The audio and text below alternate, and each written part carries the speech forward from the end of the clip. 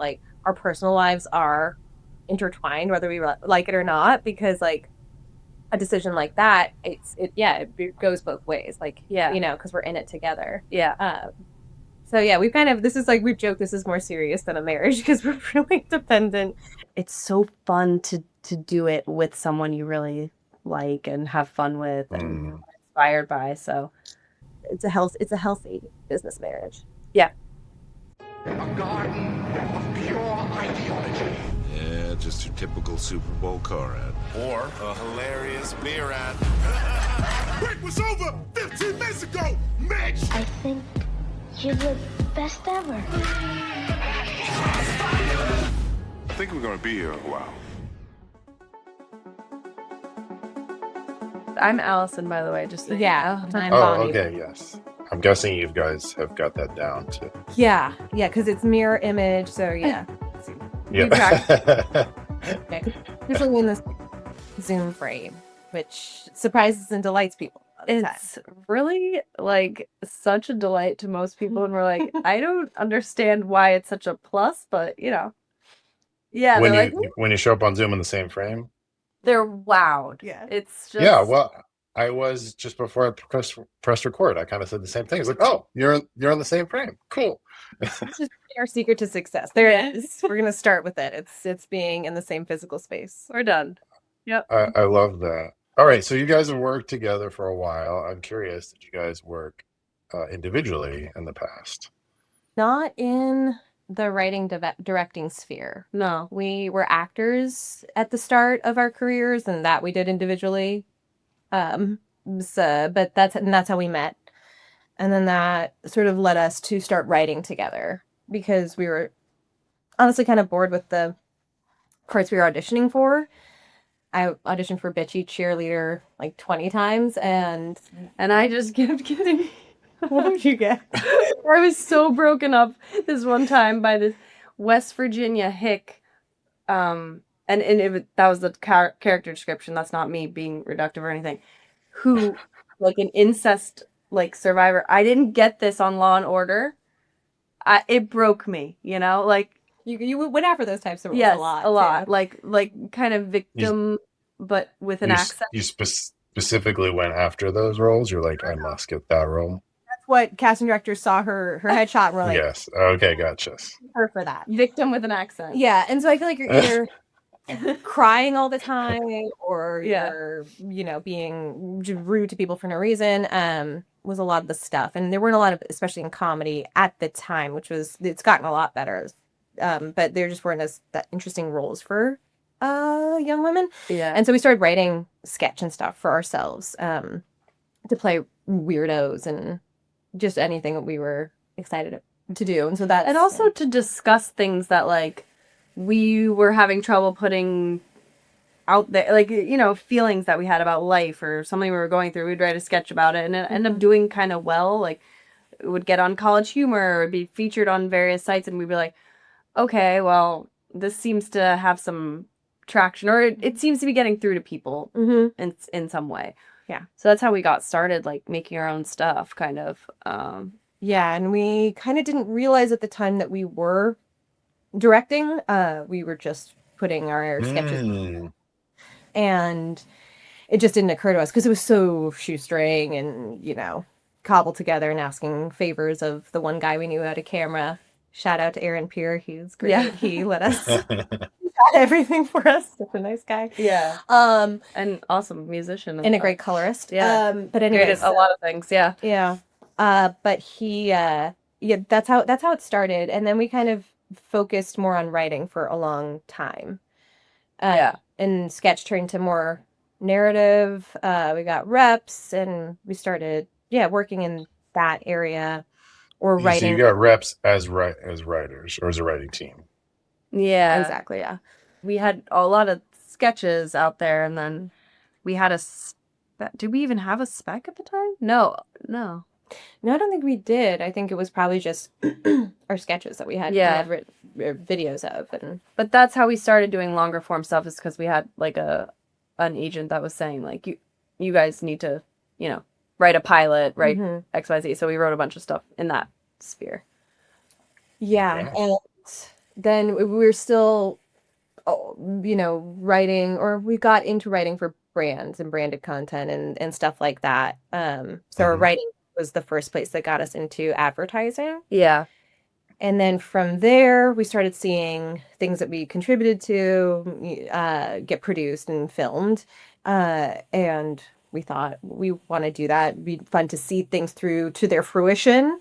Because we'd be on sets. So there's one project that you were on a set of, and we saw it being directed. And that kind of was the impetus for us to direct. Or what we decided to do was we're going to get on the roster of this production company. We're going to direct 2 short films on our own that we write and star in and everything. Because we didn't have money to cast people, and also Right. very personal topics. So we just put ourselves in them. We were still trying to act at the time as well, so it kind of all fit together. And we thought proof of concept, because we had a relationship with the head of this production company, and we're we'll show them these and see what they think. And so that was sort of it. We made them and they turned out okay. Yeah, we'll just say they're okay. Yeah, definitely not great. But they showed that we know how to find something funny and depict it. We had no budget for good lenses or lighting, no lights at all. We were using lamps and stuff. Yeah, so they were lamps. So they were okay. But it ended up getting us on the roster somewhere, and they took a chance with us. It was at art class, and they were also new. Oh, right. Okay, gotcha. So you knew this is the person that you knew the head of as well beforehand you had a relationship with. Well, because we were writing for Vince. Vince is one of the heads of art class, and he, one of the founders, and he was sort of like a mentor to us at the way beginning. We always saw, when he was still working with Josh Rubin, we always saw Vince and Josh, what they made, as something we would aspire to when we first started out. And then when we end up meeting him years before we even started working with art class, we just asked for his advice, and he was always so generous with that kind of stuff. Yeah, the nicest guy. Yeah. And so then we end up writing a lot of branded content for his company. That's kind of how we had written branded content for other companies, but he ended up hiring us a lot for writing. So that's we kind of had an in with them when we made those shorts. Yeah.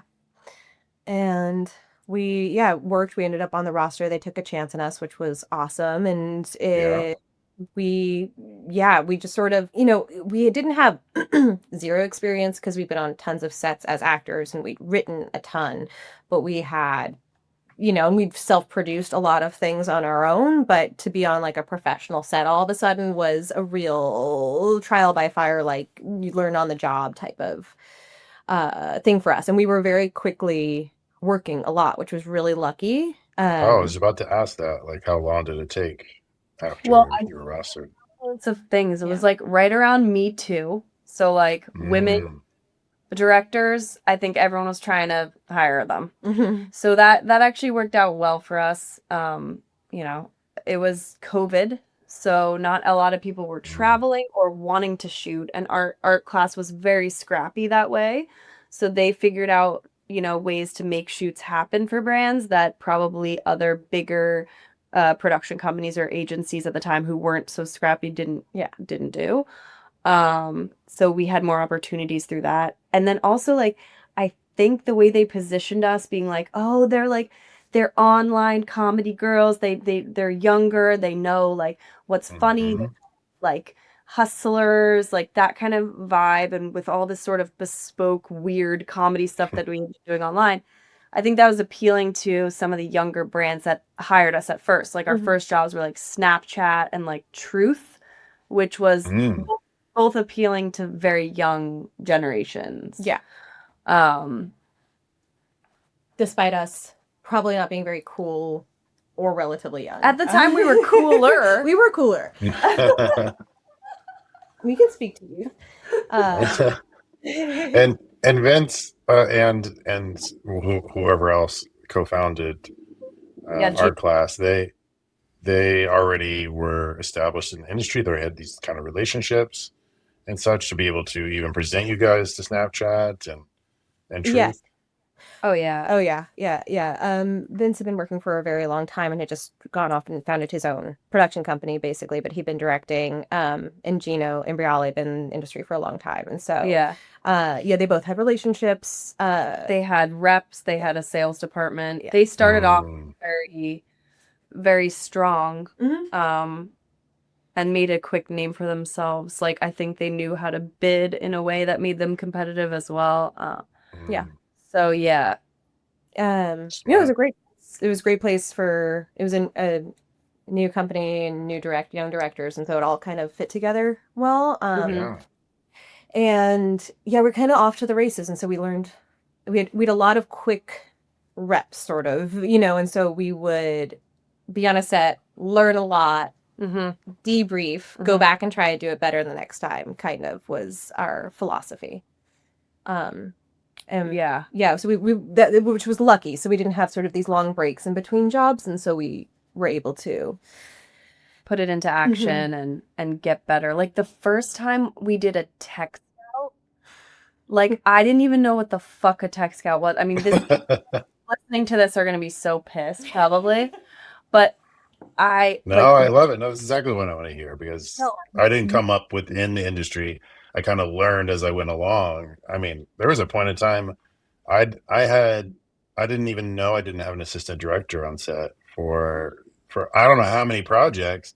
I just had an assistant, and I thought yeah, that was the assistant director. And like, no, that's not. And then I experienced the assistant director. I'm like, oh my gosh, this is amazing. yeah, So yes, yeah, no, I get it. I get it. So yeah. yes, please more. You were never been on a tech scout. Yeah, like no, that was the exact experience. Like our first AD who is still the guy that we call first even today. Like I Hmm. can't imagine. We should ask him, Julian Metter. We should ask him if he remembers this because he's like standing there. First of all, the project in and of itself was a hard one, which no need to go into that, but like it was just not traditional in the way it was shot anyways. So like we were just there trying to figure it the fuck out, like alive, which is not our MO. Like usually everything's dialed in, figured out way ahead of the time. And he was looking at me, I remember, and asking like, so okay, so after that shot, then what? And because we didn't even have boards, because not none of the directors did. It was like a few directors on this project, different things they were directing. It was a shit show, and I was just like, oh shit, like we're supposed to have fucking storyboards at this point. Like just the whole thing was like I don't even know. Yeah, well, and it Yeah. was peak COVID, and I had just had twins, and so she, for the first few projects, she was the boots on the ground, and I was VTR zooming into everything. Yeah. So Oh, were for her to interesting. handle. And I remember afterwards, so she would be like, Bonnie, they asked me so many fucking questions. Oh yeah, that was Like, she's like, "I have answers to all of them. You have no Yeah. idea how stressful that was." And no, that was yeah, that was like, it. all the department yeah. heads. And that's still it. Now we're just like, yeah, we know the answers to everything. But the department heads are coming up to me being like, which color do you want this and this? And of course, like, oh, I'm sounding like such an idiot. Well, no, but I just saw that No, not at from, all. I think it was with the Mindhunter, your favorite oh director. yeah, fucking David Fincher. I think it was Fincher. It was like director meme Instagrams, and it was like being a director is having 60 people ask you like, what color should this bucket be? Like there's yeah, and and waiting you know for what that else- answer. You know what else did it well was Fall Guy, like because everyone's coming up to her with like the weapons. They're coming up to Emily Blunt being like, what weapon do you want? Like, should I have these kind of wings or whatever? And she's making all these like very nuanced decisions that are just so fucking dumb, like when it comes down to it, but you don't Mhm. realize that you are the final voice on all of these things. You like when you're making your own shit, you're like, oh well, we have this bed. I guess that's the bed it is, because Right. we can't afford a There bed is no choice. that looks mid-century or that fits within our color palette. It's just the bed, Mhm. So Yeah, it having a was- budget really changes the way you look at things, because all of a sudden you have to be prepared to Yeah.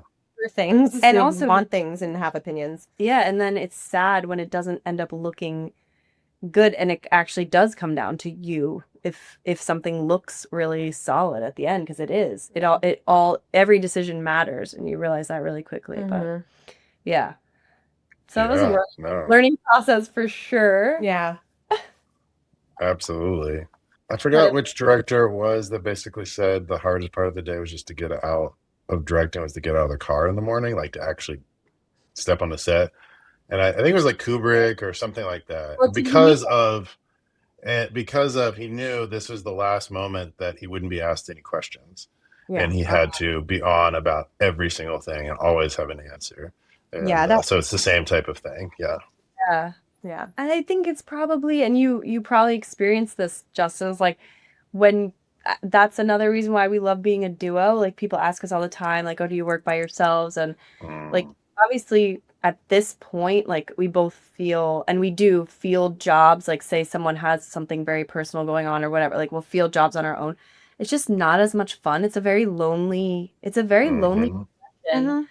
And it's so fun to do it with someone you really like and have fun with and inspired by. So yeah, it's like crazy being the the deciding factor on everything, and you're sitting there wondering, oh, Yeah. hope this is It's good to have a bouncing board. good. I mean, yeah, at this stage, we usually, by the time we're on set, we have everything dialed in, or we have our sort of North Star. And so we can answer any question pretty quickly, usually. Autonomously. Yeah. And the other one just goes with it unless they can see a glaring error that they need to jump in and mend. But that doesn't help a lot. Well, I did want to ask about the working dynamic and some of the more details there. I haven't co-directed very much, but I have co-developed and co-written things before. Yeah. And I've both had successes and not so much of successes in that context. But my longest time development partner, I mean, I went to high school with, we're just great friends. We both appreciate each other's taste, but we're also different a little bit in our taste. So it allows us to kind of propel something forward. And yeah, that's the number one thing, especially on the writing side, is I find much more, I guess Anne Lamott talks about like the shitty first draft, and such. And I find so much more freedom to do a shitty first draft, knowing that I just got someone else I can hand it to and slide it across the table, and or vice versa. Like, oh, you did your draft, now I can like bounce off of it. So it's just like a beautiful kind of dynamic. So I would guess that that's kind of like, if it works well on the directing side, it's a similar kind of aspect where. But I'm just curious, like, do you guys work separately and then together, or together, or, then separate, or you have certain strengths? Like, how does it work? That's spot on with writing. Yeah. It's so nice to it's so much easier to get something and work off of something rather than a blank page with cursor blinking at you. But that was a big difference going from writing to directing, is we had to figure out how to operate as a duo. It's entirely different. I think. Even in the prep phase, it's not as, divvy up and divide and conquer. It is to an extent, but we really have to be aligned is the major thing. So we prep everything together, decide on everything together, and have it really planned out and have a very specific vision. Yeah. So that when we're on set, we can then divide and conquer, and we both have the answers. Because we're not the type of duo where one of us is more camera, cinematography, and the other one's more performance. We both kind of field everything. Yeah, and like that was, to be candid, that was the hard thing when we first switched over to directing, is like we want everyone on the crew to see us as a united front. And if like and when we approached it the way we approach writing, sort of like, okay, I did a pass, now you do a pass. When we approached it that way, then we'd have different ideas of what the right answer was in our heads, and then we'd end up, I don't think we ever like fought, but we'd end up just kind of going back and forth, and then it confuses the people that are working with you. They're wondering, like, should I listen to who is the voice of, and so like it took us a few jobs, and then now it's like our rule is, if Bonnie makes a decision and I hear her make the decision, or someone said, oh, Bonnie told me this, I'll be like, that's right. Even if that wouldn't be my first color that I would go with or first XYZ. Like, Yeah. I'm going to trust that she is moving us in the right direction and vice versa, unless it's something like for continuity or like something that's going to fuck us, like she said. Yeah. Because it's more important that the crew feels like we're all a team and knows who that they're listening to. The person who knows what they're talking about, honestly. There's a clear voice at the helm. I was just smiling. Yeah. The last thing we shot, though, there was one What moment happened? where you didn't hear me make a decision, and I told something really small, like a set deck was like asking, like, should we put this dog bowl here? I was like, yes, absolutely. And then like 5 minutes later, you were like, strike those dog bowls. What are those doing here? And I was like, but there's also things that we've learned, like what are stronger with. Like there are things I defer to you. Like I think your design eye is stronger than mine. Like in a frame composition and stuff, I like your eye better. And so there's stuff where she's better at dealing with the celebrities 99% of the time. Like Bonnie's just really funny with a joke or like a line, and the celebrities just seem to like her better. Yeah. So I kind of sometimes, most of the time, I would say. So we kind of feel it out with that, but yeah, for the most part, we're on the same page. So who's the expert on dog bowls? Apparently, her. I mean, there's so many, but that was part of the joke. But they didn't look. The frame looked messy. You were right. You're right. It was a composition thing, so that's why I didn't push back. But I'm sure the set deck was like, the fuck. Yeah. They were nice, though. I will say. That's amazing. So how much writing do you guys do on commercial work these days? Is it mainly just execution as far as in a directorial kind of vision? Are you involved in creative? We do a lot of writing. Yeah. Whether we love it when it's in a more official capacity, and agencies will bring us on for creative development phase and stuff. That's happened, and that's been amazing. Mm-hmm. Or it's in a less official way, and we kind of feel it out and ask, like, hey, do you guys want help with this? And, trying to step on any toes. But the two are so intertwined, especially with comedy, which is what we're mostly doing. So there are absolutely times where they say, this is locked, don't touch it. And that's fine. And we know what our lane is, but we prefer to help. And, it's a collaboration always, but, pitch our ideas and see if we can all make it better, because it is sort of, when the directors enter into this phase, like the agency has been working with the client for months on this, and it's been back and forth, and it's very often not where the agency wants it to be.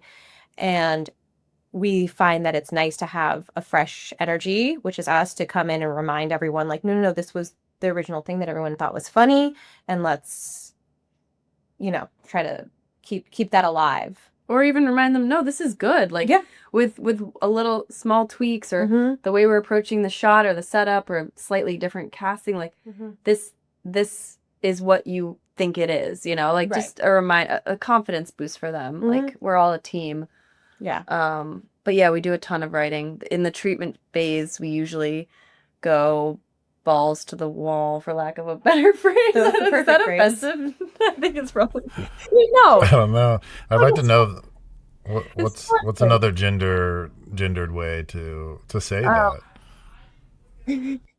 There's nothing. We go. You have to very much boots to the Come on, you're the writers here. Well, but is balls to the wall? Balls what to is the the wall? origin No, it's of a that? sports thing. It's about wall ball. It's about wall ball. What's wall ball? Like the game where you throw balls at a wall and you catch them and you throw them back. I don't know, guys. Okay, going full tilt. We go all full out. tits. Full tits. That's it. Found it. There you go. There you go. Yeah, nailed that. We do a lot in the treatment phase. And we give it a shot, and it's always with the caveat of, like, also we can just go back to how you guys had it, but this is a version, and cherry pick what you like.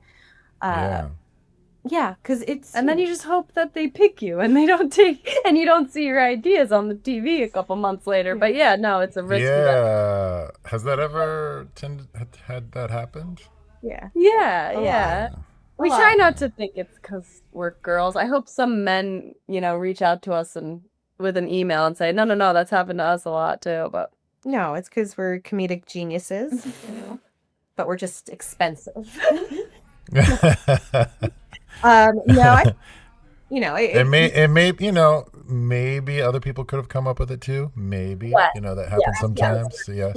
For sure. Yeah. I think Elizabeth Gilbert talks about that in Big Magic. Yes, The idea of like that Yeah. the muse is out there talking to multiple of us. And Yeah, like you see that happened to me recently. We worked on the sci-fi TV show, and then I went and saw Spielberg's latest sci-fi movie, and we had thought about casting Emily Blunt in the lead. I'm like, oh my gosh, okay. And then there was so many like things, and I'm like, oh man, are we gonna have to like completely just scrap our whole idea because it's already up here? Thankfully, halfway through, things started to shift into a new direction. I was like, whew, oh man, that is so real. And I know Spielberg hasn't read mine, so there's no concern there. But yeah. No, I think there's a thing to something being in the zeitgeist, but especially with like a brief, like everyone's getting the same creative brief, and That's true too. There's only so many ways to spin it. So I think great minds can absolutely think alike. Yeah, no, it's not. We're not like. But I'm sure it's hard to. Also, a lot of things aren't conscious. I think it's you hear something and it's That's so funny, true, and You internalize it as your own idea. Like I do that. yeah. I have to Google things all the time because I'm like, did I come up with a good idea or Was this 30 Rock? An episode. Usually 30. Oh, that's real. That's so Yeah. real. It's Yeah. crazy. That's actually I received that word. I need to do that action more too. Yeah. We do it a lot. Yeah. Yeah. We're like, oh, this is a good title. Oh, this is a good bit. Mhm. Oh, that's why sometimes. Yeah, because I don't have We a great find- memory. Yeah. So it's hard for me to recall the specifics of it, but For sure. yeah. Yeah. Yeah. So after you guys get a project, what does that dynamic tend to be like? Oh, we love these ideas, and then they don't go with them. Because I've run into that too. Like, we picked you because of X, and then we get started. You can't do X, and I'm like, okay. And then why did you pick me again? Like, Yeah. That's happened Yeah. a couple times. That has happened where they send us the same script or version of the script, and we're like, oh, so none of our Yeah. pitches made the next version. Yeah, I think then it's helpful to have calls and just have an honest conversation about so what was it that was resonating Yeah. in our treatment, and why did you, so that we can make sure that we're doing that and giving that yeah. right. Yeah. And then our goal is always like, okay, whatever happens on the other side of things, like with the agency and the client, like the agency is going to be pushed more towards the middle ground, more towards a safer place a lot of times than not. And we try to push in the opposite direction. And then whatever the final product is ends up somewhere in the middle, and Right. it's not totally safe and it's not totally crazy. Yeah. But we try to keep pushing the boundaries wherever we can, like of comedy or of a camera, like it's little things that make it a tiny bit less expected. We try to. Yeah. But then Yeah. you got to know when to yield because Yeah. it's, It's their project, in the end. Yeah. We don't.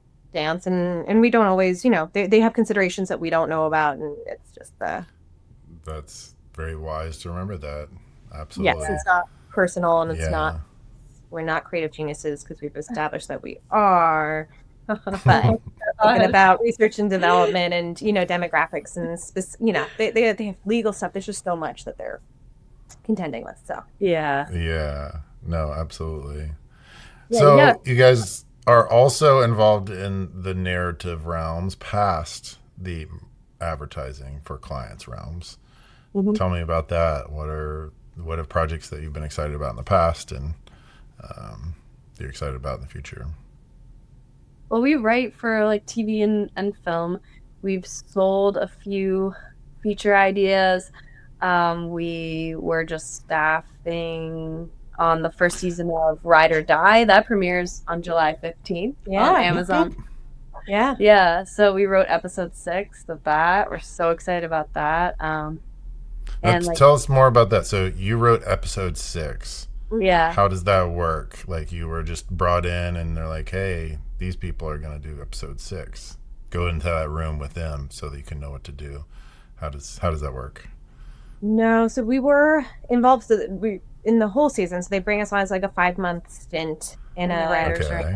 with it was 4 other writers or 5. Well, yeah, including the show writers, it was 5. Mhm. And yeah, it was basically it was created by Tessa Coates, and she had this pilot and idea, and we had a sample pilot that we had written that was very similar in tone and vibes, basically a thriller buddy comedy about 2 female best friends. And so they brought us on, and it's basically you help with ideating the whole season, character arcs, Outlining every every episode. episode. Mhm. And so they, you kind of pitch things in a circle and stuff goes on the board, and you help broad strokes with pretty much every episode. Mhm. And it's a very much team effort, and everyone's pitching in, and you help write outlines and stuff like that. And then just episode 6 specifically, we at that point went off and we wrote the nitty gritty of like the dialogue and the scenes, the actual script. So everything else is more high concept, and other writers went off and wrote the actual scripts. And then Yeah, it was really fun, and we loved it. Like I said, we mostly sold like feature ideas before that. Like right now, we're writing a feature for Disney. I don't know if I can. So to clarify that wording there too, so you sold feature ideas. So this is like you just have it hasn't been written yet. You haven't written anything on spec. You're writing. You're pitching the specific ideas, and then you're being hired to write it.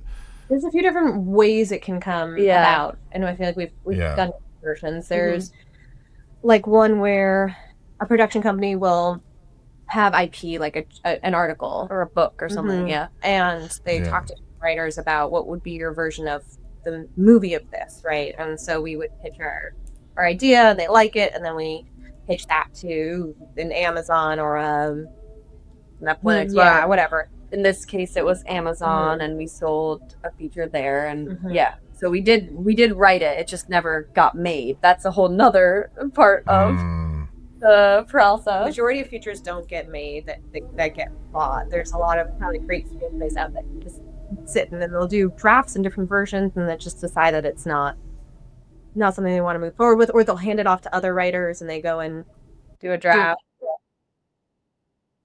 yeah. And then you want to talk about like original ideas, or like Yeah, or you can sell an original idea, whether it's like a spec script that you wrote, or like last year we sold an idea that we had based on like a historical story around World War II. So that was like basically a pitch, like a 30-minute pitch that's basically us talking through the outline of the film that we sold, in the hopes that you get to drafting it.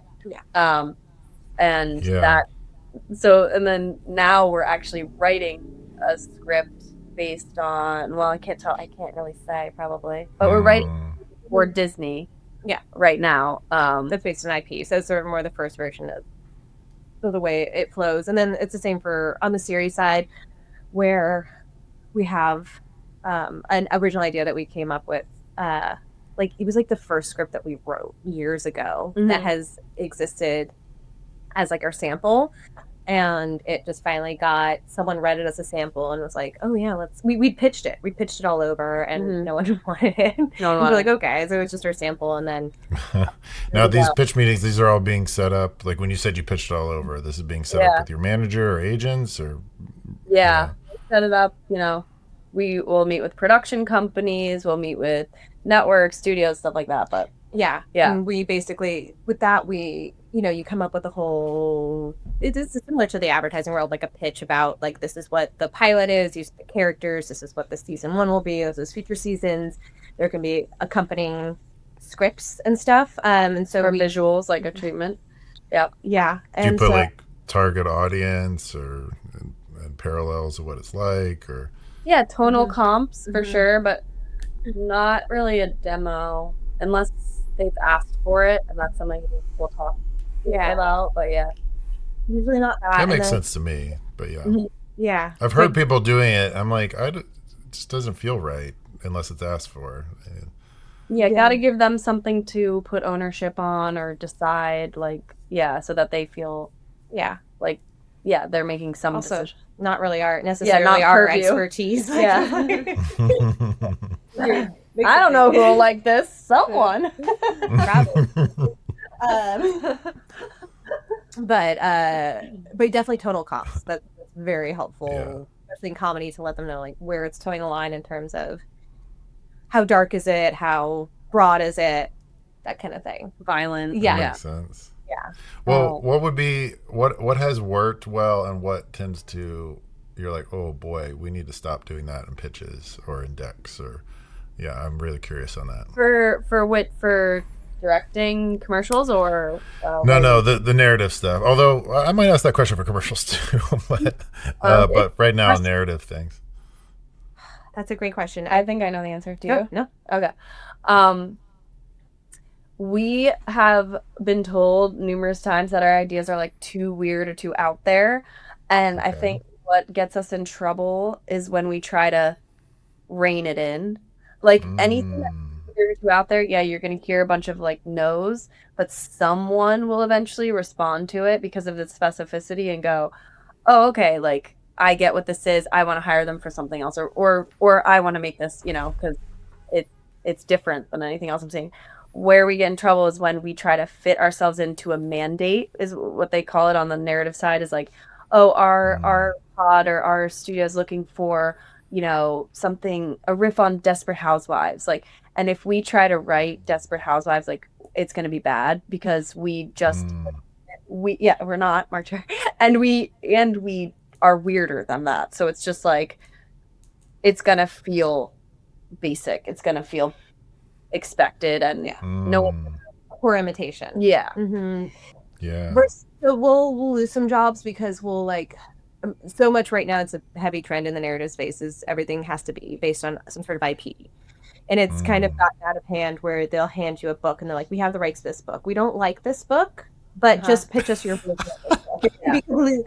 And so it gets They crazy. literally will say, we don't like this book, but pitch us an idea that we would like. A lot. Basically. Yeah. And they're right. The books will be bad a lot of times. Yeah. But so we'll take it and we'll do our version of it, something that we're excited about. And a lot of times it might be too much of a deviation from what the plot is. And I'm sure there's someone else out there who is more faithful to the story beats and that it'll go to them.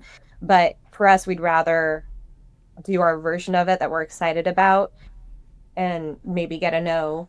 But get a whoa. That's kind of cool that Mm. they thought of it that way, or oh wow, their brains work like that. Like maybe I'll think of them for this room or blah blah blah. But we'd rather stay true to ourselves.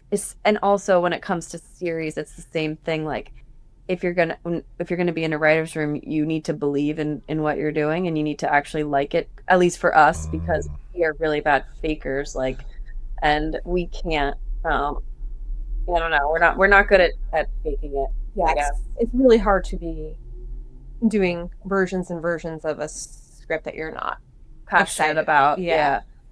because it's already hard to get back. So Yeah. if you're getting feedback on something you don't, Believe in. it's really hard. Well, that's actually a good note that I've heard in multiple different roles, both in commercials, but especially film and TV, is like, can I live in this world for a year or two or however long it is for that type of thing? Like, it's so much work to get anything done in the narrative space. So you got to really like it and believe in it on some level for sure. That's such a good point, and that kind of goes to what we always say about like commercial jobs. If we lose them, like it's usually for a reason.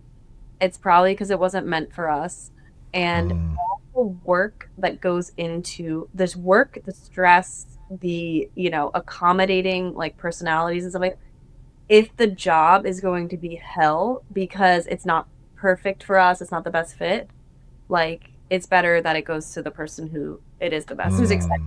Yeah, because it's matches them their visual style more or whatever it is. Like if we're doing something just for a paycheck, it's not going to be, No. no one's going to be happy about it. So No, we yeah. try to make sure that something we always try to make sure there's a why, something we're excited about, so that in those low moments you have that thing to return to. Yeah, like, yeah, totally. Or we try to infuse it with something that we like, or we try to, yeah, like Bonnie's saying, grab onto, okay, we really like this product, or we really like this message, or we like the way this... Or we like this agency. Yeah, we want to we work with love this agency more, yeah. so we want to make sure that they're happy. Yeah. To get to work with them again. So, yeah.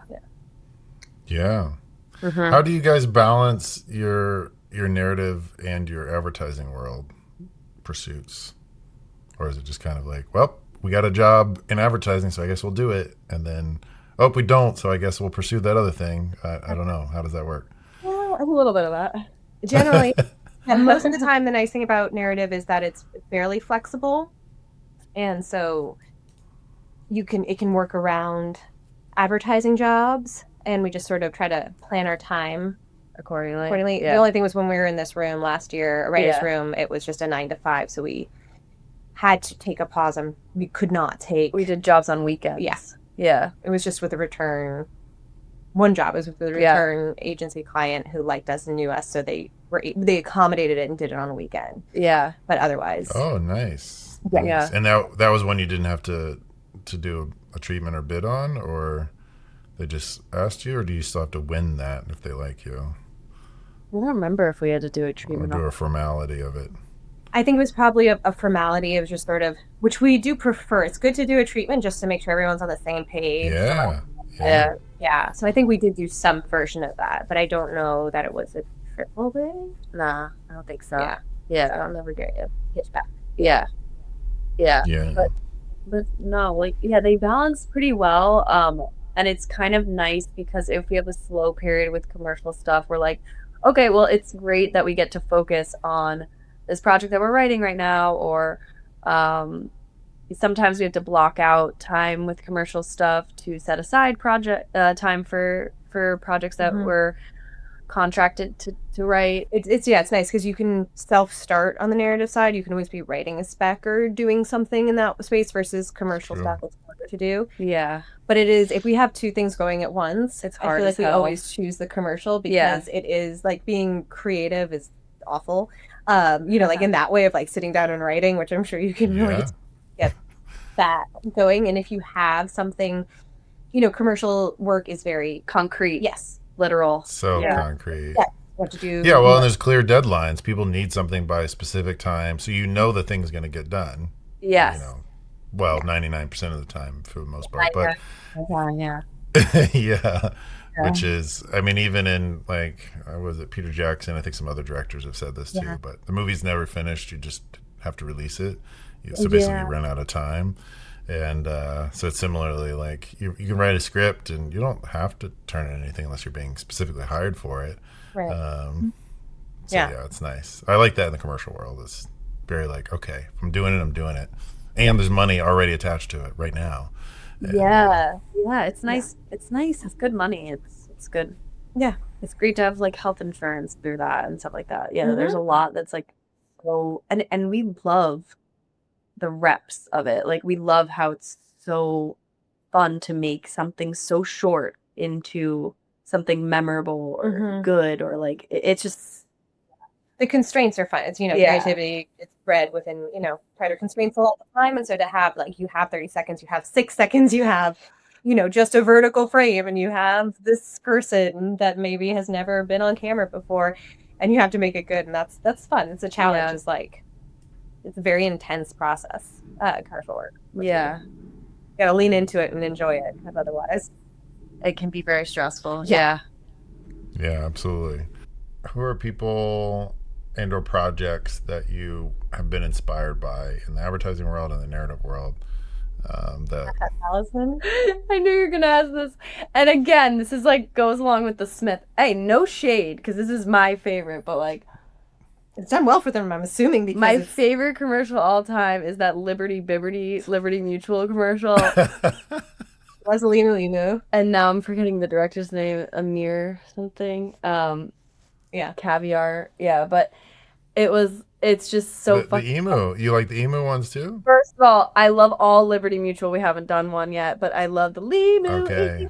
I love anything with like a tagline song like That's that. amazing. There's One of our first guests, if you go way back and scroll, is the main star that Oh, no acts way. across Oh, from I'm the gonna. emu. Yeah. Yeah, he's a two-parter actually. That's when we're like, well, it's a long interview. Maybe we'll just make it 2 episodes. Oh, So, nice, Yeah. nice. Oh yeah, well he's hilarious. Just everything about it. Yeah, it's not like technically like the most impressive like campaign. I just think it's so hard hitting and funny and yeah. But other ones we're inspired by. I mean, so we talk a lot about. I mean, we always go back to like the Geicos and the Progressives because they're so funny Yeah. and so well written.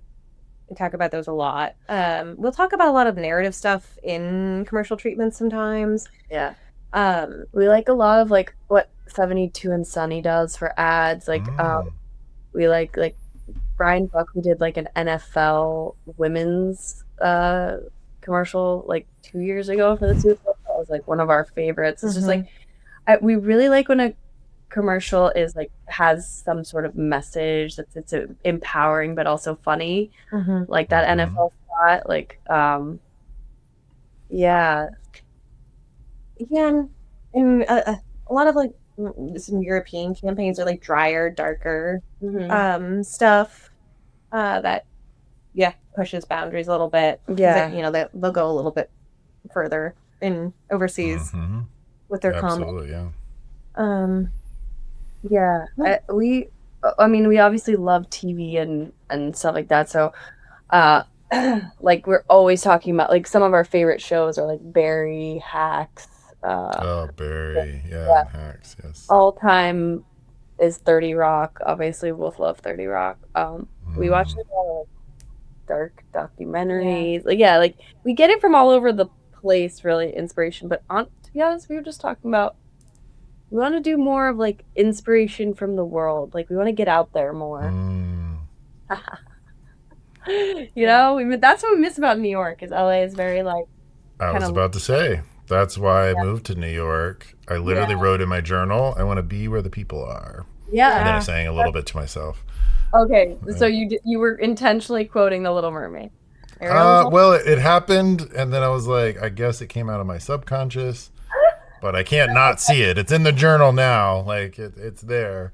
But yeah, it's. I think New York is a very inspiring place to be because you are steeped in. Yeah. You're seeing stuff all the time. You're walking. You're like, I don't We're know. all on top of each other. Yeah. So you're getting. It's just more of a source of ideas. Also, it's more of a struggle to live there, and I think struggle can breed character and interesting stuff. Like you're here, and you. It can be easy to rest on your laurels because you're not as uncomfortable. Yeah. So we were just talking about that today. Like we wanna source inspiration from other things other than TV and other ads. Like start like activities other than just working together. So that bring us back for a second episode. We'll let you know what we get into. Yeah, right. We'll be like Potters. Just kidding. Really, ceramics. Yeah, it was not for me. Definitely, my hands aren't steady enough. I don't know. What's a fun, huge mistake you guys have made? Probably like early. It was pretty early on. This is actually goes back to your AD thing. Yeah. Like what an AD is and how important they are. So I like to say that Allison has the heart of an AD. Because she's very concerned with time and punctuality and not going into overtime, which is important. I think it's important as well. It's respectful of everyone on set. But it is technically not our job. And early days, I don't know that you fully appreciated that. No. This is like not a pretty early project that we were doing. And it was during that phase we're talking about where we still we would debrief afterwards, be like, what did we learn? What can we do better? Well, so like the clients and the agency, both of them, I think it was both.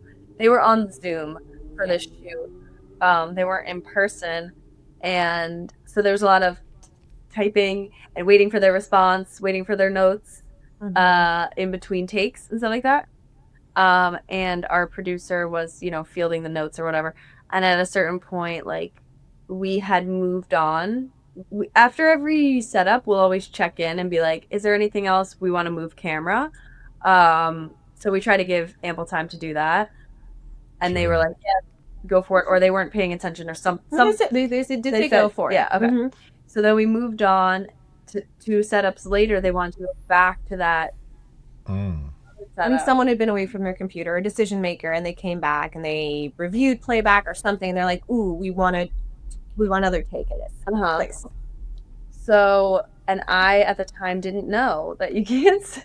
I mean, at least our rule is that you can't really say no, right? But I was just like on the chat. I don't know why I had to field the chat, or maybe everything had gone off the rails. Yeah, things have gone off the rails. I think their producer was like taking care of someone else. Yeah. So I'm like on the chat, and I'm just like, I don't think we can do that because like we did not have time. It would have cost so much time to go back to setups. It would have, and we were, you were right. It was, and it was working with a celebrity. She only had a certain amount of time left in the day. Like, again, not your job. You should always be factoring it in. Yeah, but I always do. And so I was just like, no. And then it was hell. Like there was like calls. They were like yelling, like it was like, and I was just like, oh shit, I guess I should not have said no. Like what you're supposed to say is yes. And you mean no. Here are the consequences to that decision. Yes, and you say So there's always a choice. It's like yes. Yeah. This will mean that we'll go into. And this should also be that you should go to the AD, and it should be coming from the AD. And I'm not sure where the AD was either. I don't know. It was just something was happening. It was COVID. We were in Orlando. It was very hot. It was like a lot of stuff was happening. But yeah, we usually explain, there's going to be this much, tea, and I shouldn't even be explaining it. Really. Yeah, a lot of stuff. No. And so that was sort of the learning from that. Yeah, at the airport, we were like, okay, so we're never saying no again. Yeah. So that was probably the biggest mistake. Yeah. What about you, Bonnie? I don't know if that counts for you. Sorry. I mean, we're a team, so like her fuck ups are fuck ups. It's not like I could be like, oh, sucks, huh? No, I mean the biggest. It wasn't my mistake, but I always think of the Moray thing. That was such the striped wallpaper. That was traumatizing. Oh, interesting. Yeah, we've talked about this, but it's just we were doing it was for Cottonelle, and they're all about the ripples, and we had this really cool bespoke. It was like a set build wallpaper that had the exact lines of their ripples, and we thought because it was big enough, it wouldn't moray. And we were wrong, and so thank God it was like on the pre-light. We were looking at it on Twitter.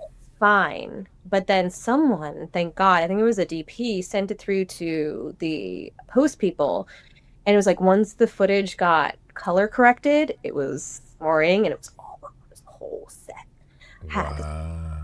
So we had to stay. Take all the wallpaper down and reprint it. Like they didn't have any backup wallpaper. I think we just painted the walls a solid color at that point. Did they? No. Yeah. Okay. We kept one swath of it and we framed it. But it was, thank God that we didn't film anything. So it wasn't that big of a fuck up, but it was just like at the 11th hour, and it was a heavy lifting to take all of that. And it was also something we really highlighted in the treatment and the pre-pro. Like we're gonna have this thing.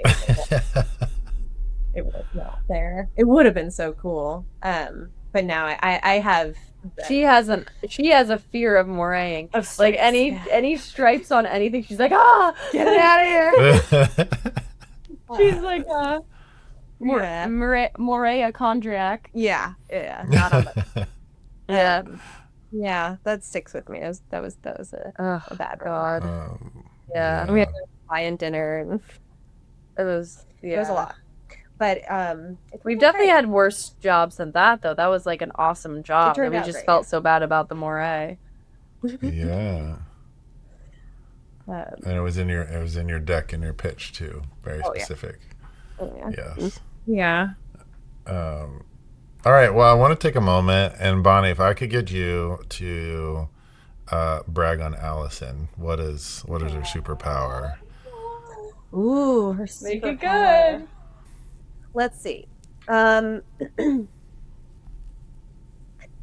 think, okay, I mentioned part of this before, but like your eye is really good, your design eye. Like when she looks at the composition of a frame or a treatment design, I will look at it and be like, this looks fantastic. And then she'll be like, Mm, looking at no, and she'll have, a story of notes that are, then it gets implemented and it looks amazing. And like, wow, yeah, but I can't articulate it. I don't have that toolbox or way of seeing things. So it's awesome.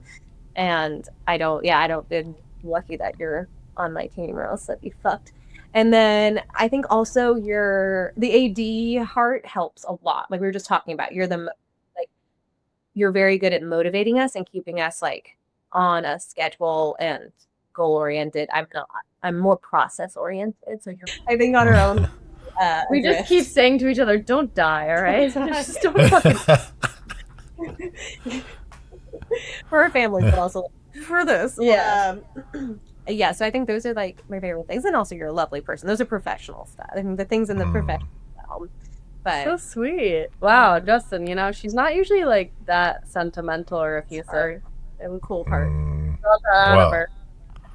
I love it. I love it. All right, moving on. No, Allison, you get to. I just feel too much. I feel too much guilt. Yeah. What is Bonnie's superpower or powers? Yeah. Bonnie has a lot, but I'll say number one, she has like a gentleness about her that is very good with like any hard situations. Like she is able to come in with like a calmness that really, really helps. I'm much more fiery and she can like stay chill. Like so a lot of times if I'm thinking like, oh, I'm gonna fucking tell them, she's like From New Jersey. I just think of Bonnie and I'm like, Bonnie wouldn't like that. So keeps us good. She honestly keeps us respectable and classy. That's one. Number two is, like I said before, she's like the funniest person. Like she can always think of a good joke, tagline. She can think of a good title. Like she's really good at riffing with celebrities who are comedic geniuses. Yeah, she's always been that way. And then ideas. She's an ideas person. We were just talking about this before this call. Like she lives in her head a lot. She has like a ton of ideas that are popping up. She's very creative. She's in the flow. She's an Aquarius, Yeah. So I'm the driver, and if I can stay driving, she can stay flowing. Yeah, So, I've noticed that we'll be in like a blue sky, like brainstorming thing, and I love it, and I could do it forever. And you're like, I'm exhausted. Yeah. Shut up. Let's decide on that. Yeah. Yeah. So we're very different, but yeah, I couldn't do like client dinners without her. Let's just say that because I love getting to know people. Yeah. But I also know like I can be inappropriate or like embarrassing. So I definitely tone it down. That's why you're so funny too, is that you don't have a filter, and I think that's your it can be endearing or offensive. I think also you're also very genuine with people. You make really genuine close connections when you talk to people, and I think it drains you. Like she's at client dinners and we leave and she's like, I'm like, her uncle has cancer. Yeah. He's gonna die tomorrow.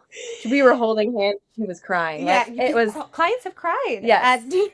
Yes. Like processing tears, happy tears, get so deep with them. But then that's why I go to the Smith 3 times in a row, Justin, because I just need to be with Bonnie's the only one who doesn't drain me. Yeah, that's important. Yeah. the only one. Honestly, yeah.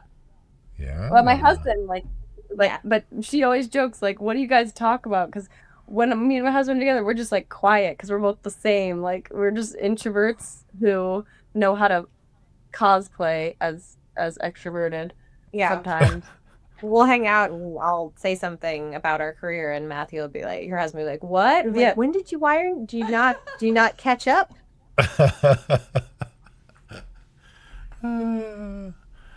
That's amazing. Um, Oh yeah, how do you feel about client dinners? I love them when they work out great, but if it's awkward, then I haven't figured out how not to make it not awkward. Yeah. Like, Sometimes you just become best friends with them, and it's like so fun. Yeah, Yeah. it's so amazing. I love that. That's my Yeah. favorite. And it's normally that. Well, I don't know if it's normally best friends, but it's normally like good. yeah. Do you like to Sometimes it's before the shoot or after? no. I prefer after, but Well, we would suggest yeah, before because it creates a personal rapport that's very helpful. yes, But it's that's draining. true. So you got to make it early, 5:30 p.m. Yeah, nice and early, nice and early. No, Special. you're right. The rapport is good. The rapport is good when it's before. So Yeah, that was that is a good point. we early on, like we used to be like, okay, we're the creative, like again, something we just didn't know, like we're the creatives, they're the people who hire us. Basically, that's how we saw like an ad agency or a client. And then after a few jobs, we're like, no, like we're all on the same team. It was such a That's working good. of our like thinking around a shoot that has helped us so much. Is like we like to take a picture with them. They worked really hard, sometimes for months, years on this job. Like they deserve to leave and feel like they were a part of it. Yeah, I think there's a lot of directors who feel like attacked when it's it's like And their because it vision can and- feel very, yeah, it's hard not to take feedback personally Yeah. when you've extended yourself. If you have an idea or it's personal. It is. But it helped us to let go a tiny bit. It just helped us in terms of being happier on set, honestly, personally, to see them as our cohort. collaborate. Collaborators. Yeah. Absolutely. Comrades. Yeah, friends. I don't know. Absolutely. Synonyms. Well, and that's related to I normally run across this with more younger directors that we're working with, or younger people, or if they just somehow have continued to make it through and they still have a very large ego. But it's like the agency and the clients are not your enemy. Like they really want something great, and they know their products and don't see them as the enemy ever. See them as collaborators. They're on the same team. And there's always a yes and that can be involved here, even if the yes and leads back to your original idea. But yes, yeah. Yeah. That's a great point. Yeah, and I think a lot of we get the sense sometimes that a lot of agency folks have experienced that with directors, and so there can be a protectiveness. Like, there is still this flavor of like, they don't want to hand it off to someone who's then going to take it away from them. You know what I mean? And so I think it's that must be awful to write something and spend so much time developing it, and then it's in the hands of someone else. Like that's such a crazy feeling. And you have to sit in another room and blah blah blah. Yeah. Yeah. So it's we try to assuage those fears as much as we can. Yeah. It's a hard thing when you get brought on to something and you can tell they don't trust you, because then it's like, well, why did you bring us here? Yes. Because Yes. it is like if you can't assuage those fears, you can't get them over, and there is still that feeling of like we're running the show. That's a really hard thing. Yeah. Yeah. Switching gears just a little bit here, and if you're not comfortable sharing, that's fine. I'm curious if there was any times where you're like, I can't work with this other person anymore. Like with each other? Yeah, you guys. And how'd you guys get through that? I've ever had a point. I don't think so. I think we got to a very real, like, sad place a couple years ago. Honestly, and I don't want to speak for you, but like I don't feel like we've ever been at an impasse where it's like a creative, like, this is just not going to work. Like, we've had friction, but we work through it. We were very good, like, healthy partnership that way. But like a couple years ago, we got to a point where we're like, if we don't make X amount of money this year, we are going to give it in and God knows do what. Because at this point, we've committed our lives to this shit. Yeah. We took our husbands out to dinner. Yeah, It was we like a took them to double date. Quality Italian, And Upper West it Side, was the most unhinged. We were just in a dark place, dark to be place, honest. honestly. Yeah, and we just had like, we're like, hey guys, we need to tell you something. Yeah. Unless we had like a goal number, like unless we make this like next year, like we're gonna pack it in. We're And they're- giving up. Yeah, we're Yeah. just and they're like, well, what are you gonna do? And we were like, don't know. And Yeah. I got a job at what was that? Was that around the time I had? Yeah, it was just a fucked up time. I got a job at like a shoe store. I got really into You have knowing. a tendency to do that. You panic Yeah. and get survival jobs. I do way too quickly. But I got really into running gear. Like I knew everything. I could tell you anything about any running shoe if you Yeah. ever want to know. She can. And it was a great store. So no shade. Those people were so freaking nice. But yeah, So and that was almost an end point. Yeah, and it wasn't personal. It was just like, man, this is just too. It's not. It's untenable at a certain point, and so we just had to set a concrete goal. Mhm. Because at a certain age, it's like, man, this has to work or it doesn't work. Yeah. But luckily, Mhm. it worked, and we were able to keep the lights on. Yeah. Yeah. When was Yeah. that again? So it'll be 2020. 2021? 2022. 2021, 2022, yeah. Mhm. Around Okay. there. Mhm. Maybe it was the little kick in the butt that, I mean, we were working really hard, so it's not like we worked harder to get to that. We just said, it is what it is. Like, you can't, Yeah. sometimes, like, that was advice that we always say, like, to young people who are going into it. It's like, if it's not working, like, don't kill yourself to try to make this career work. Like, we're always told from a young age, like, with creative stuff, like, if you never give up, it'll happen. Well, I don't know. Sometimes, like, if it's hurting you more than it's helping your happiness, like, it might just not be worth it. Like, so there has to be like a cutoff in my mind. Like, I'm going to, Yeah, looking at your life holistically and like Mm. not just your career, not just the are you okay? Are you happy? Are you feeling fulfilled? And like, I think it was just too stressful for that in that stretch. yeah. Mm. But now I think we're at a place where we understand the ebbs and flows of the business better too. But yeah, it was just I mean, when you had a little come to Jesus moment. Yeah, I think it was around the time where I started being like, okay, if I ever wanted kids, like, because I have one son now, Mhm. I would need to be earning more. Like, for us, it was financial. I don't know that that's like for everyone. Like, for other people, it could be emotional. Like, okay, sometimes creative fields it's almost like an abusive relationship. It's like, when it's good, it's great, and when it's bad, it's actually like you want to kill yourself. Or no, I mean, not to say that, there I go, being offensive. You know what I'm saying? But like, honestly, you get in a dark place. Like, so I was like, could I even have a kid and like support him or her like one day? Like, I can't even fathom making that choice without Yeah. knowing that my life is like a little bit more stable. So that's probably what sparked it for me. But Yeah. And I think also, complexity of our duoship is that like our personal lives are intertwined, whether we like it or not, because like a decision like that, it goes both ways. Like, Yeah. because we're in it together. yeah.